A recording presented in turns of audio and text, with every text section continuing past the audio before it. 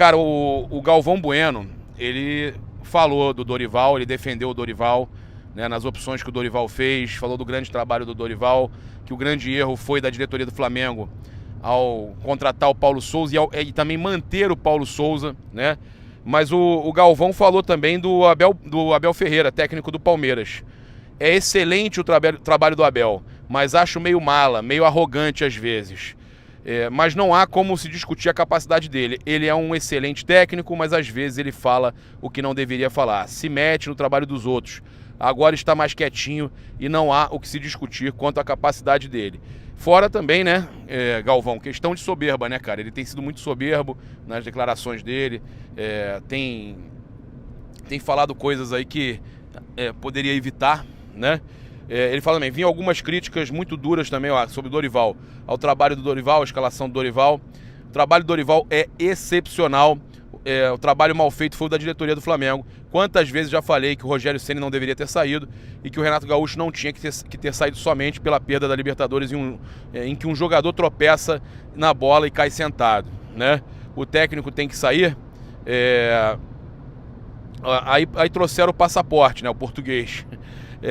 Só que trouxeram o passaporte errado. E aí demoraram ainda também, né, Galvão, a demitirem, né? Demoraram demais. Mas o Flamengo, graças a Deus, com o Dorival, se encontrou, tá jogando um bom futebol e vai ser legal a gente falar aqui da janela que o Flamengo vai ter, né?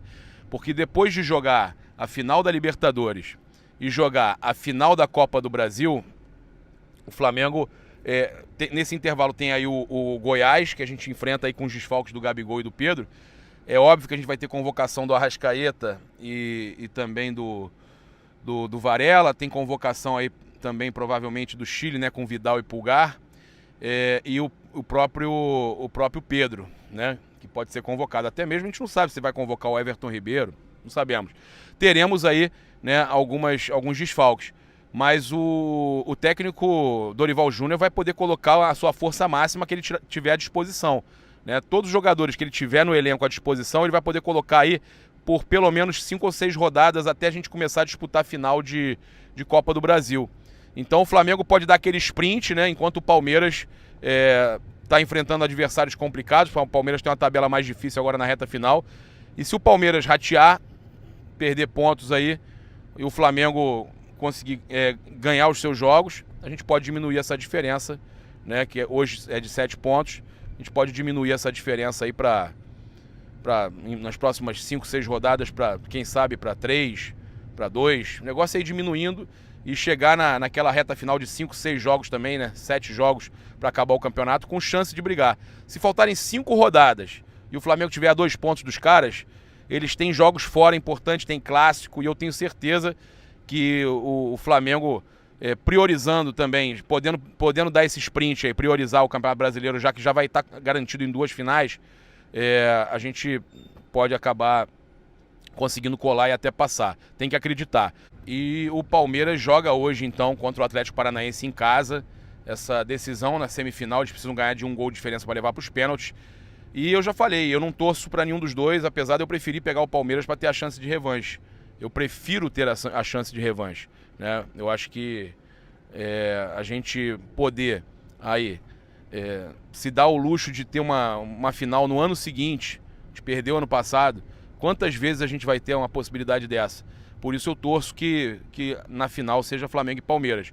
Agora, não vou torcer para nenhum dos dois. Não vou torcer para nenhum dos dois. Eu acho que é um jogo complicado, né? Lembrando que na Libertadores eles têm o Vitor Roque, na Copa do Brasil eles não tinham e já foi muito difícil. O Flamengo empatou em casa 0-0, perdendo muitos gols, diga-se de passagem, né? O Flamengo chegou muitas vezes, o Flamengo teve 22 finalizações naquele jogo e lá o Flamengo ganhou de 1-0 com aquela bicicleta do Pedro, espetacular. Passar para vocês aqui também a questão da rescisão que eu falei mais cedo do Oscar. Eu conversei com fontes aí ligadas, tá, ao Oscar, pessoas que conhecem, né, pessoal do meio do futebol, empresário que conhece o Oscar, que fala com o Oscar, e disseram que ele está realmente irritado, chateado com o que aconteceu, tá? Confirmam a informação que o Oscar está muito chateado com o Xangai por não ter liberado ele para atuar até o final do ano no Flamengo. Ele via como a única chance dele de tentar uma vaguinha na Copa ainda, que era muito difícil, mas era a única chance que ele tinha. Então a pessoa me falou isso, cara, se tinha alguma chance dele atuar num clube gigantesco do Brasil e ter alguma possibilidade de convocação para a Copa do Mundo, era jogando no Flamengo. E o Xangai não permitiu isso a ele. Então o que ele me falou é que é real, que ele não está pensando em questão financeira, que dependendo do que ele acertar com o Flamengo, ele vem e que ele vai fazer de tudo para rescindir com o Xangai. O problema é que o Xangai não vai querer rescindir, né? Agora, vamos ver o que acontece. A possibilidade então do Oscar chegar em janeiro. E outro jogador que pode estar chegando em janeiro, tá? E que está numa situação lá que não está feliz lá, cara. A gente sabe que, né, ele ainda não se adaptou lá no Al Hilal, é o Michael, tá? O Michael, ele tem prioridade, ele dá prioridade ao Flamengo. Ele conversou com os dirigentes do Flamengo na hora de ir embora e avisou que a prioridade era do Flamengo de vir pro Brasil.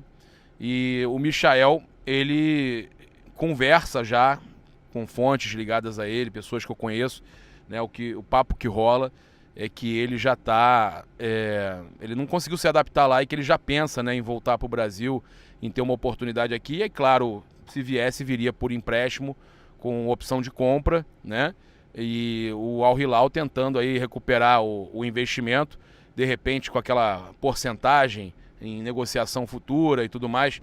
É difícil, né, cara? O Michael, ele é um rapaz, vou falar um garoto, né? Ele ainda é novo. Tem quase a idade da minha filha. Minha filha, eu já tô coroa, já tô com os meus 44. Mas o Michael, eu vou falar pra vocês, ele já teve problema de depressão. O próprio Jorge Jesus, o próprio Renato Gaúcho ajudaram ele no momento de depressão. E pra quem tem na família esse tipo de coisa e sabe o que eu tô falando, é muito difícil uma pessoa que passa por isso, ela chegar num lugar novo, onde ela não conhece todo mundo, ela se adaptar. Então qualquer gatilhozinho ativa de novo aquela depressão, aquela sensação ruim. Então eu entendo o que pode estar acontecendo lá com o Michael. Foi uma aposta até, vamos dizer assim, do Al Hilal, uma aposta perigosa, porque ele jogando muito, mas ele estava jogando muito porque ele estava adaptado ao Rio de Janeiro, adaptado ao Flamengo. Ele era feliz aqui, a realidade é essa. Então, muitas vezes você contrata um jogador e você não sabe se ele vai se adaptar ao local. Então, essa questão do Michael aí, eu acredito muito nesse retorno ao Brasil. Assim como... Por que não pode acontecer com o Al Hilal? Por exemplo, o Vitinho é um grande jogador, tem uma qualidade incrível. E no Flamengo, cara, não casou. O Flamengo gastou 40 e poucos milhões com o Vitinho. O Flamengo entubou o prejuízo. Pode ter um lucro aí de 30% de uma negociação futura da equipe que ele foi lá. Agora, por que o Al Hilal? Se o Flamengo já entubou várias aí, como o Pires da Mota, o Vitinho, quantos jogadores? O próprio Rodinei, que o Flamengo vai sair no final do ano, o Flamengo não vai ganhar nada. Todo mundo entuba. Por que o Al Hilal não pode entubar? Tem que entubar, irmão. Aí, para diminuir o prejuízo, o Al Hilal vira pro Flamengo e fala: vem cá, faz o seguinte, leva aí o Michael, eu vou ficar com 30% de negociação futura, ou então um empréstimo é monetizado, paga tanto, e eu tenho a opção de compra é tanto. Se chegar a meta tal, obrigação de compra. E depois, na hora de fazer a venda, o Flamengo ainda fica com 70% e eles com 30%. Pode ser, vai que o Michael explode de novo aí, artilheiro e tudo mais, e algum clube da Europa queira comprar o Michael e eles têm aí um lucro futuro, né? Mas faz parte do futebol, esses investimentos. O Flamengo mesmo, como eu falei, tem vários aí que o Flamengo investiu e que não deram certo.